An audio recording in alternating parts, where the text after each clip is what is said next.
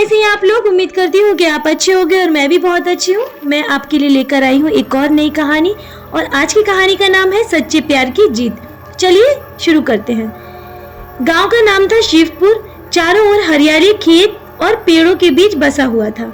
गांव का वातावरण शांत और सरल था, परंतु उसके अतीत में एक भव्य रहस्य छुपा था। गांव के दक्षिणी छोर पर एक पुराना खंडर था जिसे गांव वाले भूतिया खंडर कहते थे कि वहां कभी भी कोई वापस नहीं लौटा।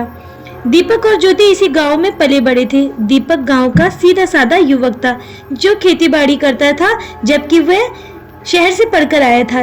जबकि ज्योति एक सुंदर और चंचल लड़की थी जिसका दिल हर किसी को मोह लेता था। दोनों की दोस्ती बचपन से ही थी और ये दोस्ती धीरे धीरे प्यार में बदल गई थी।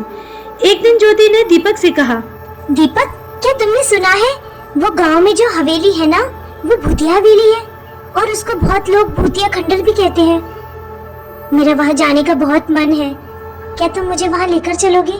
हाँ, सुना है। वहां जाने की किसी की हिम्मत नहीं होती और जो भी वहां गया है वह कभी वापस नहीं लौटा। कहते हैं वहां पर आत्मा का वास है। उस घर के बारे में सोचना तुम बिल्कुल बंद कर दो, वह अच्छी जगह नहीं है। तुम मानते हो इन बातों को? तुम तो शहर से पढ़ के आए हो, कि तुम भी इन गांव वालों जैसे हो गए? मैंने अपने बुजुर्गों से सुना है और वे झूठे नहीं हो सकते। ये सब सच है और मैं उनकी बातों पर विश्वास करता हूँ। पर ज्योति जिद्दी थी। उसे हमेशा चुनौतियां पसंद थी। उसने दीपक को चिढ़ाते हुए कहा, क्या तुम मेरे साथ चलने की हिम्मत नहीं कर सकते? तुम तो लड़कियों जैसे डर रहे हो। ये देखो, मैं तो लड़की होके चलने के लिए तैयार हूँ और तुम इतना विचार कर रहे हो। चलो ना दीपक। दीपक जानता था कि ये ठीक नहीं था, पर ज्योति की आंखों में चमक देखकर वह मना नहीं कर पाया। वह दोनों शाम को खंडर की ओर चल पड़े। जैसे ही वे हवेली के पास पहुंचे, वहां का वातावरण अचानक ठंडा हो गया।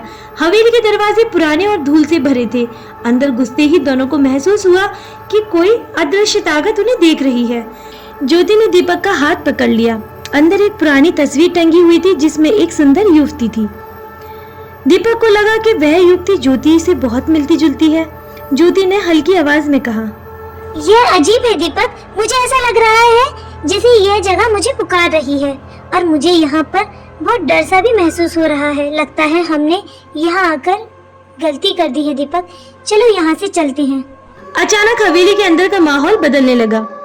दीवारों पर छायाएं नाचने लगी और हवा में फुसफुसाहटें सुनाई देने लगी। दीपक और ज्योति डर से कांप उठे। तभी ज्योति की आंखों में अजीब सा बदलाव आ गया।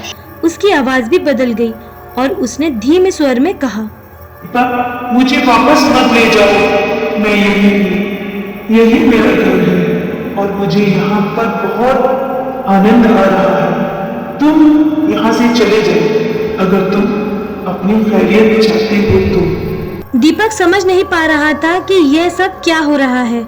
उसकी प्रेमिका ज्योति अब वही लड़की जैसी दिख रही थी जिसकी तस्वीर बाहर टंगी थी। हवेली की आत्मा ज्योति पर हावी हो चुकी थी। दीपक ने ज्योति का हाथ पकड़ते हुए चिल्लाया, नहीं, तुम मेरी ज्योति हो। होश में आओ, तुम इस जगह की नहीं हो। चलो मेरे साथ। चलो ज्योति, बाहर निकलो।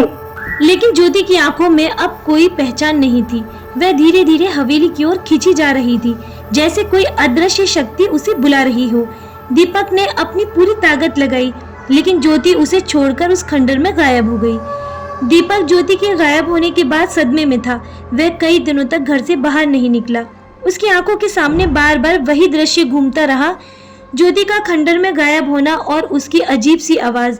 गांव के लोग भी परेशान थे क्योंकि उन्होंने सुना था कि कोई भी उस हवेली के पास जाता है तो वह वापस नहीं आता, पर दीपक बचकर लौट आया था। एक दिन गांव के पुजारी दीपक के घर आए। उन्होंने देखा कि दीपक बुरी हालत में था, मानो उसने कई दिनों से खाना न खाया हो। पुजारी ने उसे समझाते हुए कहा, बेटा, यह आत्मा बहुत पुरानी है। उसने न जाने कितनी जिंदगियों को निगल लिया है, पर एक तरीका हो सकता है जिससे हम ज्योति को वापस ला सकें। कैसा तरीका महाराज? मैं कुछ भी करने के लिए तैयार हूँ। कृपया मेरी ज्योति को बचा लो। मैं उसके बिना जीना नहीं चाहता। यह आसान नहीं होगा बेटा। तुम्हें उसी खंडर में वापस जाना होगा जहां वह आत्मा रहती है, लेकिन इस बार तुम्हें पूरी तैयारी के साथ जाना होगा। मैं तुम्हें कुछ मंत्र दूंगा और एक रक्षा तावीज भी। जो तुम्हें आत्मा के प्रभाव से बचाएगा। अगर तुम ज्योति को सच में चाहते हो तो तुम्हें उस आत्मा का सामना करना होगा और उसे मुक्ति दिलानी होगी। दीपक ने पुजारी की बातों को गंभीरता से सुना और तय किया कि वह यह खतरा उठाएगा।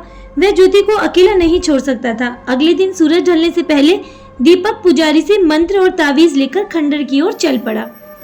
जैसे ही वह हवेली के करीब पहुंचा, उसे फिर से वही ठंडक महसूस हुई।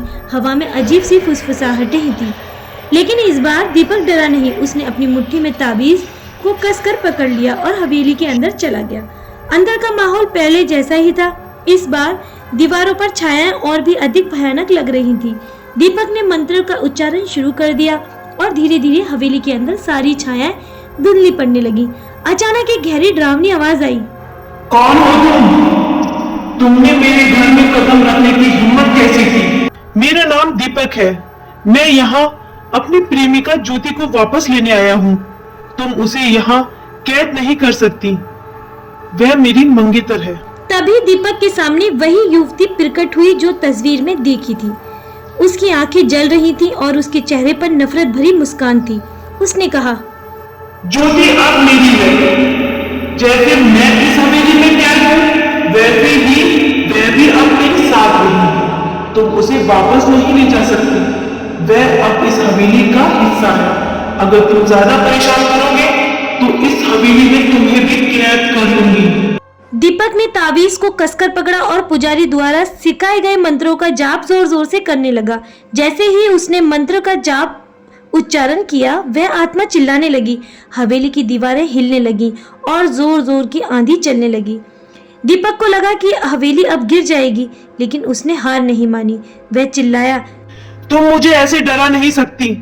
मैं अपनी ज्योति को वापस लेकर जाऊंगा, चाहे कुछ भी हो जाए। और जोर जोर से मंत्र पढ़ने लगा। अचानक से हवेली की सारी आवाजें शांत हो गईं। दीपक ने देखा कि ज्योति सामने खड़ी थी। उसकी आंखों में डर और पीड़ा था। उसने दीपक की ओर हाथ बढ़ाया और कहा, दीपक मुझे यहाँ से ले चलो। दीपक ने ज्योति का हाथ पकड़ा और उसे हवेली के बाहर खींच लाया। जैसे ही वे हवेली से बाहर निकले, हवेली के दरवाजे खुद ब खुद बंद हो गए और एक भयानक चीख हवा में गूंज उठी। उस रात के बाद से हवेली हमेशा के लिए बंद हो गई और गांव के लोग कहते हैं कि अब वहां कोई आत्मा नहीं रहती।